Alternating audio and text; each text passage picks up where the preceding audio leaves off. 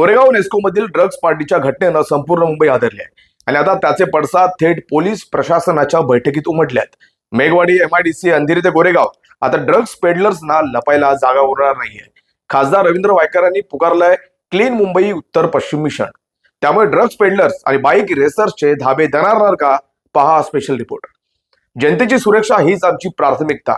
गोरेगाव नेस्को परिसरात घडलेल्या प्रकारानंतर खासदार रवींद्र वायकर आता प्रचंड ऍक्शन मोडमध्ये आले आहेत। मुंबई उत्तर पश्चिम लोकसभा मतदारसंघातील वाढती गुन्हेगारी आणि अंमली पदार्थांचा विळखा तोडण्यासाठी त्यांनी पोलीस प्रशासनाची तातडीची बैठक बोलावली। या बैठकीत वायकरांनी ड्रग्ज पेडलर्सवर सर्जिकल स्ट्राईक करण्याचे आदेश दिले।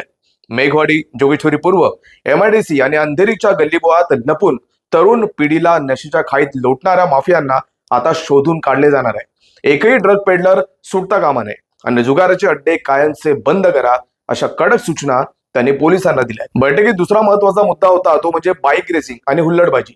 रात्रीच्या वेळी रस्त्यांवर धुमाकूळ घालणाऱ्या बायकर्समुळे सर्वसामान्यांचा जीव धोक्यात येतोय। यावर तातडीने लगाम लावण्यासाठी गस्त वाढवण्याचे निर्देश देण्यात आले आहेत। तसेच अंधेरी आणि गोरेगाव परिसरातील पदपथांवरील अनधिकृत अतिक्रमणे हटवून रस्ते मोकळे करण्याचेही आदेश त्यांनी प्रशासनाला दिले।